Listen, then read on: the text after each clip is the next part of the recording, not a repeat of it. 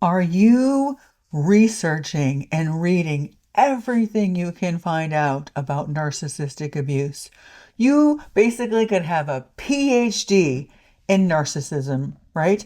You have collected a whole list of vocabulary words of dismissiveness, gaslighting, silent treatment, love bombing, devaluation, devaluing, supply. You know, right? Drop a heart in comments if this is you. You are just racking your brain, going crazy, researching narcissism to see, is he a narcissist? I'm going to tell you why that is only going to drag you further down the rabbit hole. It's going to halt your healing. It is going to keep you stuck where you are. I'm going to tell you what to do instead. Stay tuned.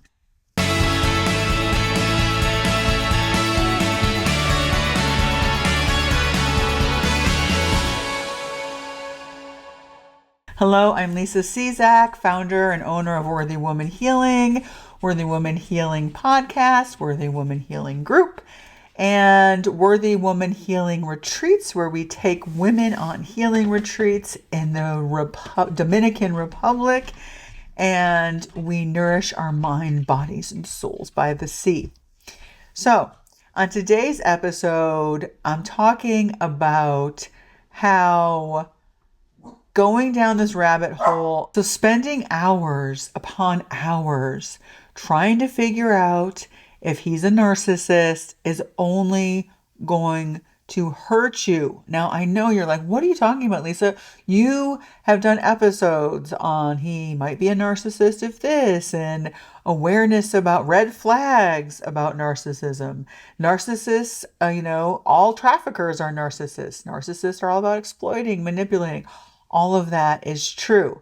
However, it reaches a point where it becomes obsessive. And I know this. Read my book, Portal Tears. I was so busy trying to diagnose if this guy was a narcissist that I missed the fact that I was actually being exploited and groomed for trafficking. And not just sex trafficking, but labor trafficking, which with a lawyer's help, I just found out. Anyway, so my point is I was inhibiting like my own healing also, because your job in life isn't to diagnose him, isn't to diagnose anybody. And you come up with, if you read in my book, you'll see how I came up with reams and reams of research to prove to him that he was a narcissist.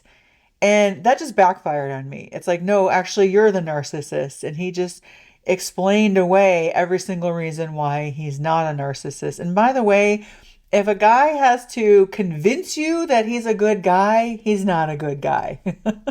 He's just not.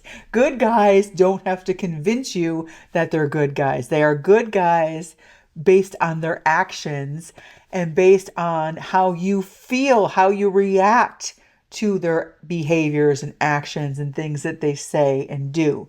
I could have saved myself a lot of time and a lot of agony and misery and staying stuck if I had just checked in with my own body. Like, I knew I would shake in his presence, and I knew there were certain things that he would do, like when he would give me the silent treatment. I knew, like, I was having a visceral reaction in my body. I would get like a lump in my throat. I would feel like this drop in my pelvis when he would come back and sort of be condescending or act like nothing happened. And instead of focusing on proving to him that he was a narcissist, but really what I was doing is trying to prove to myself that he wasn't. I was looking for evidence that no, he's not as bad as I think he is. I'm just making up in my head. It's just an imagination. It's just stories I'm making up. And so it's gaslighting myself is really what I was doing. And that's what you're doing when you keep researching and researching and researching. And it's great that there's so many, accounts out there in social media, and it's being talked about a lot. it's just, and it's talked about so much now that it's almost like it's a buzzword, right? Everyone's a narcissist. Well, you're a narcissist because you do this or you say this. And we're taking away from people like me who actually were victimized by a narcissist. Like the women that are actually truly, and maybe that's you, that you are truly being victimized by this narcissist. So a better thing to do instead of doing because you already know, because you wouldn't be looking it up if you didn't already know, is the point. And a better thing to do is to start on your own healing journey. Now, that might be talk therapy, but that's only going to get you so far, and that's going to keep you stuck in this talking about it all the time. And instead of talking about the way you feel about the way this man is treating you, whether it's your boyfriend, fiance, husband, how you feel about this way this man is treating you. And I'm not talking about up here. I'm not talking about up here. I'm not even talking about naming it like anxiety or depression, panic, whatever it might be. In the healing technique that I do, you don't have to even name it. You don't have to put a name to the emotion. You can if you want to, so that you can start to learn, okay, when I have a lump in my throat, that means I'm really sad. When I have a roller coaster drop feeling in my pelvis, that means that I am being reprimanded in a condescending way. And like little Lisa is being activated. Then she's like, whoa, what's happening here? We're not a kid anymore. We don't need to be talked to like this. So a better thing to do is to ask yourself, where do I feel this in my body? You are only as sick as your secrets. It is time to stop suffering in silence and join other women who are also on a healing journey, who are being raw, real, vulnerable, and honest with what they are going through in their life, what they have been through in their life. And wherever two or more are gathered, we know God is with us. It says it right there in the Bible. So there is power to group healing. Miracles happen in there. You have one woman sharing, opening up her heart. Suddenly everyone else in the group is saying, yeah, I've experienced that. I'm not the only one. There's such power in knowing that you are not alone in your suffering. You are not alone in your healing. And we meet twice a month. And in between those times, a lot happens, right? And it's important that you have time in between the sessions to practice the healing technique that I teach you, so you can come back into the group and celebrate with the other women. Hey, I actually remembered to do the healing technique in that moment. That trigger didn't derail me anymore. But it's practice. I'm also a personal trainer, right? You don't just get a six-pack abs by doing one sit-up. You have to keep doing it over and over again. You don't run a marathon. You don't go out and run 13.1 miles for a half marathon the first time, right? You practice running a little bit every day.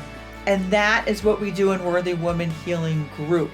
Join today and tell yourself, I'm going to give this a 3-month commitment minimum, because I know I need time to practice outside of these sessions, and come in and get guidance from the other women on how to actually heal all of these wounds, heal my mind, body, and soul one trigger at a time.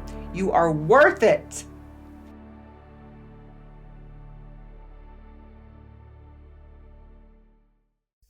So this is a big topic in my Worthy Woman Healing Group, where most of the women in there have endured some type of narcissistic abuse. And when they come to me, they are going on and on about all of this research that they've done. and how this person fits the bill to be a narcissist. And I'm always like, okay, that's their problem. What's your problem with their problem? Their problem is they are showing these narcissistic tendencies, these narcissistic traits. They are not treating you well. That's the bottom line. And so you can't do anything about that. What you can do is, what is your problem with their problem? So your problem is that you're not being treated the way you want to be treated. Maybe you don't feel loved, you don't feel cherished, you don't feel safe, you don't feel secure, you don't have any consistency, you're walking on eggshells. That's what you can actually do something about. But you can't do anything about it when you are in an emotionally reactive state. And every time you go and do more research on narcissistic abuse, you get more and more emotionally reactive. That's true for anything that you are going through, right? In life, we start Googling it, we start binge watching about it, and it gets us more emotionally reactive, maybe more angry or more depressed and sad or more hopeless. When if we turn the focus inward on our own healing, that's what we can actually do something about. And so in the Worthy Woman Healing group, or in the private sessions that I do with women, I will say to them, okay, you've talked about it, briefly. I don't let them go on and on about it because it's not helping them. Where do you feel that in your body? And a lot of times, a lot of women are so dissociated, they don't even know where they feel things in their body. I saw this when I was a personal trainer, and I'd say, do squats or push-ups or do whatever, some exercise. And I'd say, where are you feeling that in your body, to make sure that they're feeling it where they need to be feeling it. The answer initially was always, I don't know.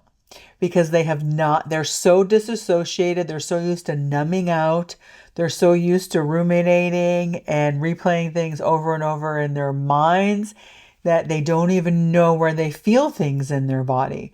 So a lot of times when I first start this healing work with women, and I'll say to you, okay, he's giving you the silent treatment again. Where do you feel that in your body? And they'll say, I don't know. I don't know where I feel it, or I feel it all over, or I just feel numb. I don't feel anything. And that's a big thing that we work on. Like, where in your body are you holding on to this emotion? Because if you can heal one emotion in your body, you can heal thousands of thoughts. Think about how freeing that is, especially with narcissistic abuse. You're constantly thinking all the time, trying to make sense of the craziness, of the chaos, of conversations that go nowhere. And you're like, I can't, I don't even know. I can't think. But imagine if you can figure out, okay, I'm holding it in my heart, and you heal that. You allow yourself to feel it in your heart, and then you heal it and get yourself to a place of peace. Thousands of those thoughts gone. And this is in one session. I'm not talking about, this is not talk therapy. This is not going to take years and years. It's not going to take days. It's not going to take months. And when it comes up, you keep doing this process that I teach you. You keep practicing it over and over and over again. I could be healing myself right now and you don't even know it. I might say something that triggers myself, and I just put my hand where I feel it and talk, and you don't even know what's going on. You don't even know that I'm healing. I heal myself all the time. Hell, I heal people out in the public. They don't even know I'm healing them. Like a cashier who's, going, like dealing with rude people, a rude customer, and I'm sitting there healing her. She doesn't even know it. I love it. I love that so much. Anyway, so instead of the research and driving yourself crazy up here, go in your body. Join Worthy Woman Healing, and I will help you figure out where you are storing every time. Here, I'm going to give you a little soul work right now. every time you want to go and read another article or research the silent treatment or gaslighting or something he said or did, trying to figure out, is he really a narcissist or not?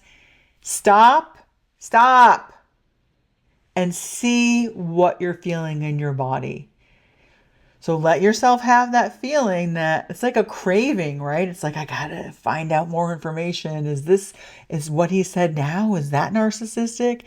It's because he did this, he's not, or maybe because he didn't say it just like that, so maybe he's not a narcissist. See what you're feeling in your body. Your mind sits on a throne of lies. Your body will never lie to you.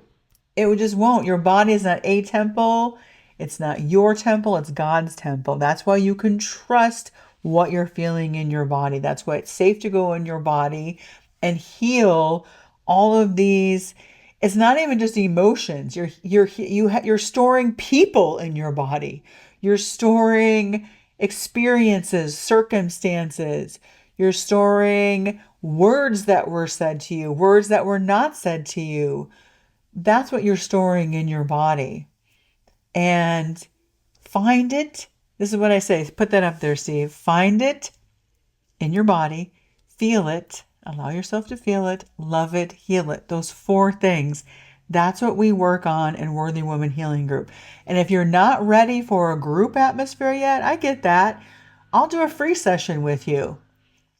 And I'll show you what it's all about. And in this free session, you will stop surviving and start thriving. Because when you are dealing with narcissistic abuse, or whatever it is in your life, I'm using narcissistic abuse on this episode because it can get very addictive, researching it.